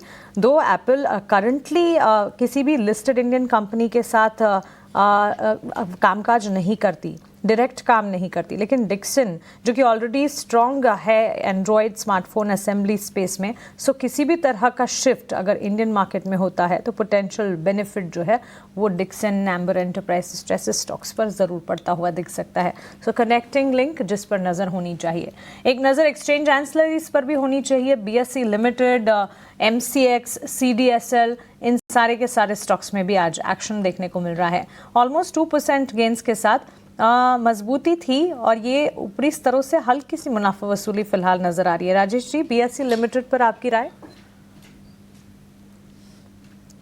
तो देखिए, BSE में एक अच्छा रनअप हमने ऑलरेडी देखा हुआ है और स्टॉक एक साइडवेज कंसोलिडेशन दिखा रहा है एक रन के बाद। स्ट्रक्चर अभी भी पॉजिटिव ही है, तो जिनके पास पोजीशन है बने रह सकते हैं। हमें लगता है जैसे ही स्टॉक में 5700 के लेवल क्रॉस होके स्टॉक उसके ऊपर सस्टेन होगा तो इसके नेक्स्ट लक्ष्य फिर 6000 की तरफ भी बनते हुए दिख सकते हैं। तो ओवरऑल स्ट्रक्चर बुलिश है, काफी strong recovery, V shape recovery यहाँ पे डेली चार्ट पे बनते हुए दिखी है। स्टॉक कंफर्टेबली अपने सारे ही शॉर्ट टर्म मूविंग एवरेजेस के ऊपर सस्टेन कर रहा है। तो हमें लगता है थोड़ा सा ब्रीदर के बाद वापस मोमेंटम पिकअप होगा एंड 6000 की तरफ ये बढ़ सकता है। तो अभी यहाँ पे 5400 के स्टॉप लॉस से पोजीशन होल्ड रखना चाहिए। ठीक है, तो ये नजरिया BSE पर 2% की तेजी इस स्टॉक पर दिखी है, लेकिन इसके अलावा अच्छा दिन रहा बाजार के लिए। 424 अंकों की तेजी के साथ 22,823 के आसपास निफ्टी कारोबार करता हुआ। वही बैंक निफ्टी की बात करें तो 850 अंकों की तेजी आज के सत्र में दिखी है। सभी इंडिविजुअल सेक्टर्स हरे निशान में कारोबार करते हुए फार्मा इंडेक्स में सबसे ज्यादा तेजी। हमने आपके लिए टेक्निकल नजरिया भी फार्मा सेक्टर पर रखा। Laurus labs, Granules, Ajanta pharma, Divi's laboratories, Natco pharma, सभी स्टॉक्स 3 से 7.5% की तेजी के साथ कारोबार करते हुए। वही मेटल शेयरों की चमक भी फिर एक बार लौटती हुई नजर आई। निफ्टी मेटल इंडेक्स 3% ऊपर, हिंडाल्को 6.5% की तेजी के साथ मेटल इंडेक्स के टॉप गेनर्स में शामिल। इसके अलावा Jindal stainless, Tata steel, JSW steel जैसे सभी स्टॉक्स में आज अच्छी खासी तेजी दिखी है। लेकिन चुनिंदा FMCG स्टॉक्स पर नजर डालेंगे और राजेश जी आपका नजरिया लेना चाहूंगी। वेडनेसडे के ट्रेडिंग सेशन में जिन स्टॉक्स में सबसे ज्यादा तेजी दिखी थी वहां पर ही आज पिटाई होती हुई नजर आई। गोदरेज कंज्यूमर 1.5% नीचे, डाबर करीब 1% की गिरावट यहां पर और कोलगेट भी आधे % से ज्यादा की गिरावट के साथ कारोबार करता हुआ। रूरल इकोनॉमी फेसिंग जो स्टॉक्स थे वहां पर तेजी थी, लेकिन आज यहां पर कमजोरी है। गोदरेज कंज्यूमर और डाबर, इन दोनों स्टॉक्स पर आपकी क्या राय होगी? तो देखिए, मिक्स बिहेवियर देखने को मिला है FMCG स्पेस में, स्पेशली आज के सेशन में। कहीं हम देखें तो मैरिको में आज अप मूव बना हुआ है, वहीं हम देखें तो पतंजलि, ये स्टॉक्स में एक मोमेंटम बना हुआ है हायर साइड पे। लेकिन डाबर और गोदरेज कंज्यूमर में जरूर थोड़ा प्रॉफिट टेकिंग देखने को मिला है। हमें लगता है कि अभी भी यहाँ पे निफ्टी FMCG और FMCG पैक में स्ट्रेंथ तो है। हो सकता है हमें 1-2 दिन का कंसोलिडेशन देखने को मिले, थोड़ा प्रॉफिट टेकिंग हायर साइड से हुआ इन दोनों स्टॉक में।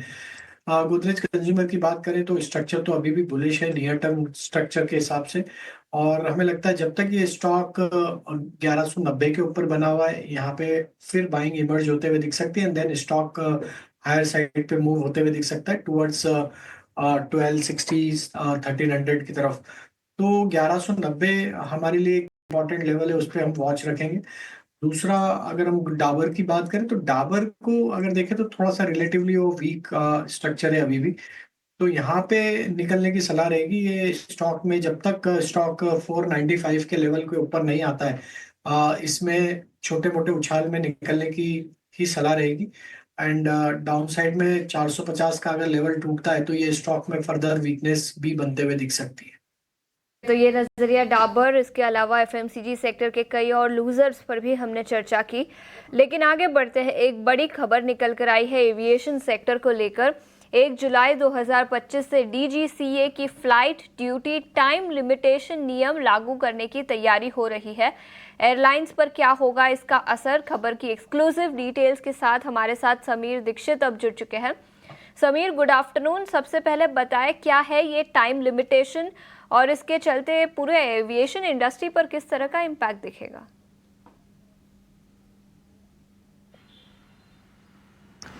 जी बिल्कुल, एविएशन रेगुलेटर DGCA ने पायलट्स को पर्याप्त उनके रेस्ट का समय देने के लिए और साथ ही किसी भी पोटेंशियल रिस्क को अवॉइड करने के लिए FDTL यानी कि फ्लाइट ड्यूटी टाइम लिमिटेशन, ये एक नए नियम है जिनको लागू करने की बात कही थी। इनको प्रस्तावित किया था पिछले साल जनवरी 2024 में। हालांकि तब तमाम एयरलाइन इसका विरोध किया था। उनका कहना था, एयरलाइंस का ये तर्क था कि अचानक से इन नियमों के लागू करने से पायलट की शॉर्टेज होगी। अगर ये दिक्कत होती है तो जो फ्लाइट फ्रीक्वेंसी है उस पर भी इम्पैक्ट पड़ेगा, तो अतिरिक्त मोहलत की मांग की गई थी। जनवरी 2024 से शुरू हुआ मामला काफी हद तक उस पर टाल मटोल होता रहा। काफी लंबे समय तक स्टेक होल्डर कंसल्टेशन भी हुआ, यहां तक कि मामला हाई कोर्ट भी गया। लेकिन अब तकरीबन 1.5 साल बाद DGCA एविएशन रेगुलेटर ने साफ कर दिया है कि कोई भी अतिरिक्त मोहलत नहीं दी जाएगी और ये जो नए FDTL यानी कि ड्यूटी टाइम लिमिटेशन नियम हैं, ये 1 जुलाई 2024 से लागू हो जाएंगे। इसका सीधा मतलब ये है कि पायलट्स को पर्याप्त समय या यूं कहें उनको रेस्ट टाइम मिलेगा, किसी भी पोटेंशियल थ्रेट को अवॉइड कर पाएंगे। एविएशन सेफ्टी के लिहाज से ये नियम काफी महत्वपूर्ण है। इसका जरूर चुनिंदा एयरलाइंस पे इम्पैक्ट पड़ेगा, विशेषकर वो एयरलाइन जिनके पास हवाई जहाज ज्यादा हैं। मसलन इंडिगो, एयर इंडिया, इनके पास चूंकि हवाई जहाज की संख्या ज्यादा है और इन्हें पायलट की जरूरत ज्यादा पड़ती है। नए FDTL नियमों को लागू करने का सीधा एक ये भी मायने है कि अभी जो मौजूदा पायलट की संख्या है अलग अलग एयरलाइन में, उनको अपनी मौजूदा संख्या में तकरीबन 15 से 20% मिनिमम इसका इजाफा करना होगा, कैपेसिटी को बढ़ाना होगा ताकि वो फ्लाइट फ्रीक्वेंसी उनकी कोई इम्पैक्ट ना करे। तो ये तमाम जो इम्पैक्ट की जहां तक रही बात, तो DGCA का तर्क यह है कि पर्याप्त समय दिया गया था ताकि वो अपनी तैयारी कर पाएं, जो अगर पायलट की हायरिंग करनी है ये तमाम चीजों को कर पाएं। लेकिन अब DGCA का तर्क है कि अतिरिक्त मोहलत नहीं दी जाएगी और ये जो FDTL नॉर्म है इनको लागू किया जाएगा। जाहिर तौर पे जो बड़ी एयरलाइन है जिनका जिक्र मैंने अभी किया, उनको अब इस नए नियम के अनुसार अपने पायलट के रोस्टरिंग में, पायलट की हायरिंग में नए सिरे से काम करना होगा और इस दिशा में उन्होंने कुछ हद तक कदम बढ़ाने भी शुरू कर दिए हैं। डिटेल्स के साथ हमारे साथ जुड़ने के लिए। तो बड़ी खबर एविएशन सेक्टर को लेकर और 1 जुलाई से ये बदलाव लागू होने की उम्मीद है। लेकिन इसी नोट पर एक नज़रिया भी ले लेते हैं इंटरग्लोब एविएशन पर। इनफैक्ट पिछले 1 महीने का चार्ट देखें तो स्टॉक करीब 11% चढ़ चुका है। आज के सत्र में ज़्यादा कुछ एक्शन नहीं, लेकिन पिछले 1 महीने में काफ़ी अच्छा मूवमेंट स्टॉक पर दिखा है। राजेश जी, 5150 के आसपास स्टॉक कारोबार करता हुआ क्रूड ऑयल प्राइसेस का ये डायरेक्ट बेनिफिशियरी है। ब्रेंट क्रूड में गिरावट दिखी है जिसके चलते भी फायदा होगा और डोमेस्टिक मार्केट में सबसे बड़ा मार्केट शेयर है इनका करीब 55 से 60% का। लेकिन टेक्निकल्स पर देखें तो क्या राय होगी आपकी इस स्टॉक पर? देखिए, काफी स्ट्रॉन्ग मोमेंटम हमने स्टॉक में देखा है। इस वॉलेटाइल मार्केट में भी ये स्टॉक एक स्टैंड आउट करते हुए दिख रहा है और ऑल टाइम हाई ट्रेजेक्टरी के आसपास ही ट्रेड कर रहा है। ओवरऑल स्ट्रक्चर बुलिश है। हमें लगता है जब तक ये स्टॉक 4950 के ऊपर बना हुआ है, लॉन्ग साइड के ट्रेड यहाँ पे ओपन रखना चाहिए और ये स्टॉक में हमें लगता है कि वापस से अप मूव कंटिन्यू होते हुए दिखेगा एंड देन 5300 5400 की तरफ भी स्टॉक बढ़ते हुए दिख सकता है। तो छोटी मोटी गिरावट में ऐड किया जा सकता है विद स्टॉप लॉस ऑफ 4950।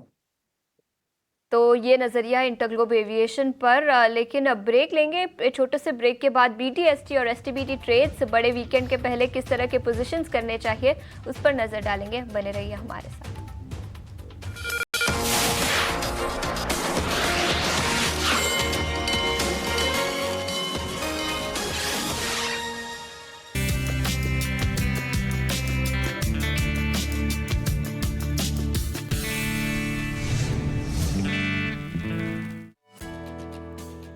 आपका पसंदीदा फाइनेंस शो बनो अपना फाइनेंस मिनिस्टर आया गुड़गांव, जयपुर और ग्रेटर नोएडा, जहां हमने की दर्शकों के साथ खास चर्चा और आपकी निवेश से जुड़ी हर उलझन को दूर करने की कोशिश। कैसे करें स्मार्ट निवेश, शॉर्ट टर्म में कितना है जोखिम और कैसे बढ़ाए अपना पैसा सही तरीके से। बात ये कहने की कोशिश कर रहा हूं कि तीनों एसेट क्लास एक साथ कभी अच्छे नहीं दिखते हैं। ये बहुत एक रेयर अपॉर्चुनिटी है where equity is looking better than last year, debt is looking good because of rate cuts and gold will continue to look good. तो एक बहुत ही अच्छा टाइम है फॉर एसेट एलोकेशन। इन सवालों का जवाब जानने के लिए देखिए ईटी नाउ स्वदेश पर बनो अपना फाइनेंस मिनिस्टर का ये खास एपिसोड।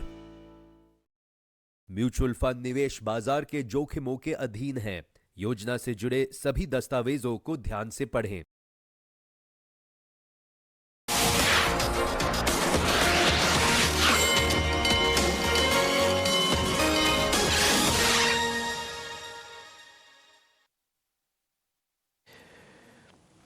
तीन बज के 17 मिनट हो गए। 13 मिनट के बाद मार्केट्स बंद हो जाएगा। 2 क्वेश्चन मेरे पास पूछने के लिए, उसके बाद फिर मेरे सहयोगियों के पास क्वेश्चंस होंगे। मैं दोनों क्वेश्चन राजेश सर आपसे पता कर लेता हूं। पहला लॉन्ग साइड का एक क्वेश्चन है जिस पे आज पोजीशंस थोड़ी बन रही हैं अच्छी। एक बार जरा मैं आपके सामने, अच्छा पहले तो मैं 2 शेयर दिखाना भी चाहता हूँ। एक बार जरा पीआई इंडस्ट्रीज़ दिखाइएगा। आज वो करीब 9.5% ऊपर है। आपको सुबह ध्यान होगा आदित्य अरोड़ा से इनफैक्ट हमने ये शेयर पहले पता किया था कि क्या पीआई इंडस्ट्रीज़ और चल सकता है, कहीं हमने मौका छोड़ तो नहीं दिया। उन्होंने कहा नहीं, मौका छूटा नहीं, अभी तो और पैसा बनेगा। तब ये 4% ऊपर था, अभी 9.5% ऊपर है। तो आज के इस मूव के लिए आपको बहुत बधाई। दूसरा, आज हमने केमिकल्स वाले सभी शेयर्स आपको नोटिस कराए थे। एक बार स्क्रीन पर दिखाइए आरती इंडस्ट्रीज़, एक बार स्क्रीन पे दिखाइएगा यूपीएल भी, और स्क्रीन पे दिखा दीजिएगा एक बार जरा एसआरएफ भी। ये सभी शेयर्स एक बार दिखाएं तो ऑलमोस्ट ज़्यादातर शेयर्स आपको स्क्रीन पे टॉप में मिलेंगे। वजह बहुत साफ़ है, अगर यूएस और चाइना के बीच में ट्रेड वॉर बढ़ता है, टैरिफ बने रहते हैं, तो चाइना का सारा केमिकल महंगा हो जाएगा। इंडिया के केमिकल जो कि डायरेक्ट कंपटीशन में हैं उनके, कम से कम एशिया में तो हैं ही, इन सबको एक अच्छा मौका मिलेगा। ये सारी एक्सपोर्ट ओरिएंटेड कंपनीज़ हैं, इन सब के पास सब एक्सपोर्ट्स करना है। यूपीएल का तो 100 से ज़्यादा देशों में एक्सपोर्ट है। आप इनकी वेबसाइट खोलिए, आपको दिख जाएगा अपने आप ही। तो ये सारी चीज़ें बहुत थोड़ी सी रिसर्च करने वाली हैं, इसमें कोई ज़्यादा दिमाग नहीं लगाना है। अच्छा राजेश सर, जो 2 क्वेश्चन मेरे को आपसे पता करने थे उसमें से एक है कोल इंडिया का क्वेश्चन। अच्छा कोल इंडिया छोड़ देते हैं, छोड़ दो सर, कोल इंडिया छोड़ दो। जस्ट मिनट, मैं एक शेयर और पता कर लेता हूँ, देख लेता हूँ इनफैक्ट। सर एक सोना कॉमस्टार नाम की कंपनी है, 429 रुपये की आ रही होगी फ्यूचर्स में। एक बार जरा ये बताना कि इसको सीरीज के एंड तक रखना है या फिर आज का जितना प्रॉफिट है 5% के आसपास का वो बुक कर लें। तो देखिए एक ओवरसोल्ड जोन से पुल बैक बना है, तो हमें लगता है यहाँ पे अभी शॉर्ट कवरिंग का मूव आना बचा है, तो कैरी कर सकते हैं। एक फॉलिंग ट्रेंड लाइन का ब्रेकआउट भी बना है, तो 420 छोटा ही स्टॉप लॉस होगा। ये स्टॉप लॉस से पोजीशन कैरी करें, और अगर ये स्टॉप लॉस नहीं ट्रिगर होता है तो ये 450 460 की तरफ भी बढ़ते हुए दिख सकता है। तो हमें लगता है कि स्टॉक में एक शॉर्ट कवरिंग आते हुए दिख सकती है। एक ओवरसोल्ड ट्रेजेक्टरी से स्टॉक ने आज एक फर्स्ट मूव दिया है, पिछले 3-4 दिन के जो एक नैरो प्राइस रेंज थी उसको ब्रेकआउट करते हुए दिख रहा है। ठीक है, जो दूसरा शेयर मेरे को आपसे पता करना है वो सर पता करना है हेवल्स का। एक बार जरा आप भी चेक कर लो, मैंने डेली चार्ट्स पे देखा है तो आज एक बढ़िया आरएसआई डाइवर्जेंस इसका बना हुआ है, थोड़े रेजिस्टेंसेस को ब्रेक करने की फर्स्ट अटेम्प्ट ले रहा है। हेवल्स दिखाना स्क्रीन पर, ये फर्स्ट अटेम्प्ट ले रहा है 1530 के आसपास। एक बार आपका टेक चाहिए सर इस पे। तो आई थिंक यस, हेवल्स में जो आज का मूव बना है ये अपनी एक वीकली चार्ट पे फॉलिंग चैनल को आज निगोशिएट करते हुए दिख रहा है। डेली चार्ट पे अगर देखें तो 20-50 डे मूविंग एवरेज को क्रॉस किया है और अपने एक मल्टीपल सप्लाई जोन को आज निगोशिएट करते हुए दिख रहा है। हमें लगता है 1545 के ऊपर अगर ये सस्टेन होता है तो इसका नेक्स्ट मूव 1600 की तरफ बहुत जल्द बढ़ते हुए दिखेगा। तो स्टॉक में एक अच्छा प्राइस रेंज ब्रेकआउट यहाँ पे होते हुए दिख रहा है। बने रहे ट्रेड में 1505 के स्टॉप लॉस से। हमें लगता है कि यहाँ पे 1600 तक के अप मूव बनते हुए दिख सकते हैं। अब एक ऐसे प्रोडक्ट की बात कर लेते हैं, भले आपसे उसका सरोकार है या नहीं है, लेकिन वो पीढ़ियों से चलता आ रहा है, भविष्य में शायद पीढ़ियों तक चलेगा भी, और वो है सोने की बात। दादाओं परदादाओं से चलता हुआ सोना आज तोले के हिसाब से 1 लाख यानी कि लाख टकिया होने जा रहा है। अभी तो उसकी कीमत 93,700 के आसपास है, लेकिन जिस तरह से चल रहा है वो 1 लाख का तो हो ही जाएगा, ऐसा मार्केट में बातचीत चल रही है। हम कितना समझ पाएँ नहीं समझ पाएँ, हमारे तो थोड़ा लिमिटेड एनालिसिस है, लेकिन विश्वमोहन लगातार कई सालों से इसको देख रहे हैं।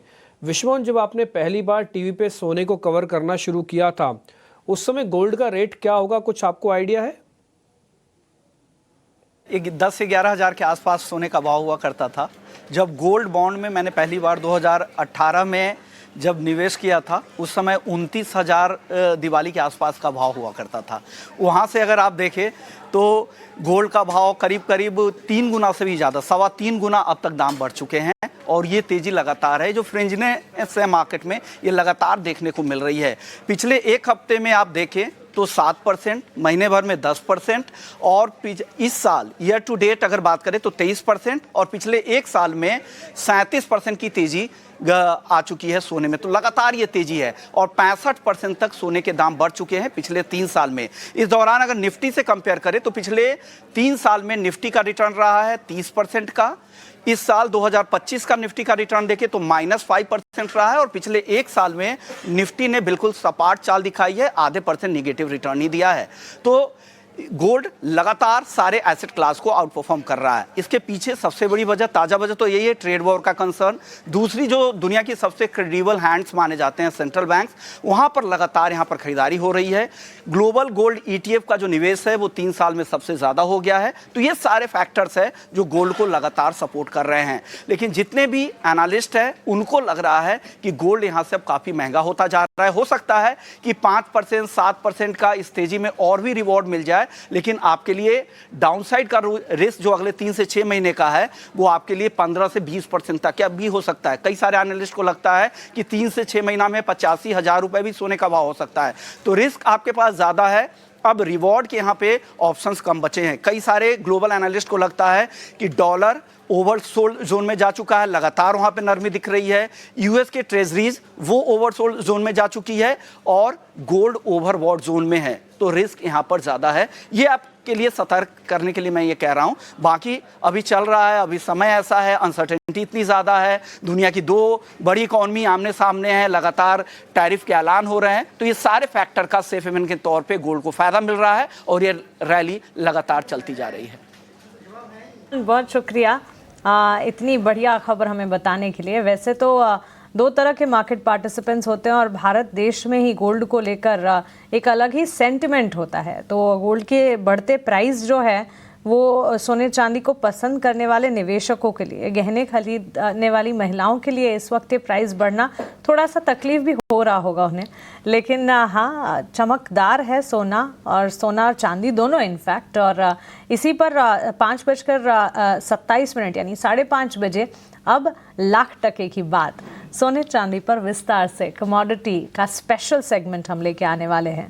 चलिए, सोने चांदी की जहां बात हुई है, राजेश जी, एक बार ज्वेलरी काउंटर्स पर ही नज़र डालनी चाहिए मजबूती के साथ। और इनफैक्ट अब तो एनालिस्ट का भी कहना है कि ये तो नेक्स्ट लेवल मजबूती हो चुकी है।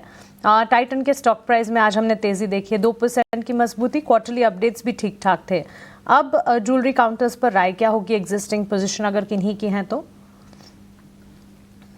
देखिए, आज बिल्कुल ज्वेलरी काउंटर्स में वापस एक मोमेंटम तो बना है। हालांकि बहुत बड़ी तेजी तो नहीं आई है, लेकिन जिस तरीके की गोल्ड की तेजी उसके सामने ज्वेलरी काउंटर्स में, ज्वेलरी मेकिंग कंपनीज के काउंटर्स में तो उतनी तेजी नहीं बनी। कल्याण ज्वेलर का स्ट्रक्चर देखे तो एक अपने रेजिस्टेंस जोन के आसपास उसको निगोशिएट करने की कोशिश कर रहा है। 9520 के लिए इमीडिएट हर्डल, अगर ये क्रॉस होता है तो 550 तक ये मूव कंटिन्यू होते हुए दिखेगा। वहीं टाइटन की बात करें तो यहाँ जरूर ब्रेकआउट बनते हुए दिखा है। स्टॉक ने 3190 के लेवल को क्रॉस किया है, जो कि एक इमीडिएट हर्डल था। तो आई थिंक 3190 के ऊपर सस्टेन रहा, तो इसका नेक्स्ट टारगेट 3300 की तरफ बढ़ते हुए दिख सकता है। वहीं हम दूसरे ज्वेलरी काउंटर की बात करें तो आज TBZ में काफी बड़ी मूव बनी है, करीब 8% के आसपास ये स्टॉक भी उछला है। ये स्टॉक में भी हमें लगता है नेक्स्ट हर्डल जो बन सकता है वो आना चाहिए करीब 205 की तरफ। तो सभी स्टॉक्स में आज मोमेंटम बना है, ज्वेलरी रिलेटेड स्टॉक्स में। हो सकता है कि ये मोमेंटम थोड़ा और एक्सटेंड हो, तो पोजीशन कैरी करें विद TBZ में भी 190 के आसपास का स्टॉप लॉस रख सकते हैं। जरिया टाइटन TBZ पर। लेकिन लॉन्ग वीकेंड के पहले राजेश जी, आपका कोई BTST STBT ट्रेड होगा आज? फाइनेंशियल्स में पूना वाला फिनकॉर्प हमें पसंद आ रहा है। ये स्टॉक में जिस तरीके की बाइंग इंटरेस्ट बना है, ये स्टॉक हमें लगता है कि 380 385 की तरफ बढ़ते हुए दिख सकता है। तो पूना वाला फिनकॉर्प बाय किया जा सकता है। स्टॉप लॉस रखना होगा करीब 359 के आसपास। मजबूती है बीटीएसटी के तौर पर 4% की तेजी इस वक्त भी नजर आ रही है और राजेश जी की तरफ से एज अ बीटीएसटी कैंडिडेट। लेकिन राजेश जी क्विकली पीसीबीएल पर भी राय दीजिए, ऑटो एंसलरी और साथ ही पीसीबीएल, बिकॉज पीसीबीएल एंसलरी का भी एंसलरी होता है। अब पिछले कुछ दिनों से इस पर तो बातचीत भी नहीं हो रही थी because auto sector one side towards down side नजर आ रहा था, लेकिन अब वापस से रफ्तार पकड़ी है। एंसलरी स्टॉक्स पर राय क्या होगी क्विकली? आई थिंक ऑटो के साथ थोड़ा रिकवरी यहाँ पे भी बनी है। एंसिलरी स्पेस में पीसीबीएल का अगर स्ट्रक्चर देखें तो यहाँ पे stock 20 day 50 day moving average के ऊपर सस्टेन हो रहा है। तो हमें लगता है ये 402 रुपए के आसपास के स्टॉप लॉस रखें। अगर इसके ऊपर मेंटेन रहता है तो स्टॉक में 440 की अपसाइड बनते हुए दिख सकती है। बाजार क्लोज होने की तैयारी करते हुए हफ्ते का आखिरी कारोबारी सत्र ट्रंकेटेड वीक था, आने वाला हफ्ता भी ट्रंकेटेड रहने वाला है, लेकिन काफ़ी अच्छा आज का सेशन कह सकते हैं। वेडनेसडे यूएस मार्केट्स में जो मजबूती देखने को मिली, उसके बाद यही लग रहा था कि क्यों गुरुवार के दिन भारतीय बाजार बंद थे, लेकिन चलिए आज बाजार ने एक्शन तो दिखाया। इस वक्त अगर आप देखेंगे gaining momentum steel, metal pack में Hindalco, JSW steel, Tata steel जैसे काउंटर्स, वहीं जियो फाइनेंस जैसे स्टॉक में भी अच्छा खासा एक्शन देखने को मिल रहा है। कोल इंडिया में भी अच्छी खासी मजबूती, निफ्टी गेनर्स के साथ साथ निफ्टी लूजर्स भी आपके स्क्रीन पर आ जाने चाहिए। मजबूती जहां steel, metal pack, financial services में है, कमजोरी कहां पर है ये भी आपको एक बार बता देते हैं। और बिकवाली का दबाव इस वक्त अगर आप देखेंगे तो क्लियरली ये नजर आ रहा है TCS, Asian paint, Apollo hospital, Shriram cement जैसे काउंटर्स पर, लेकिन चुनिंदा स्टॉक्स यहाँ कमजोरी है। आज अगर आप मार्केट को देखेंगे, स्क्रीन को देखेंगे, हरे निशान के साथ अच्छी खासी खरीदारी पर बाजार क्लोजिंग दिखाने की तैयारी करते हुए, which is a positive in itself. 2226 advances के सामने 446 declines. Fair indicator India VIX का भी थमना, टूटना जो है वो बाजार के लिए पॉजिटिव साबित हुआ।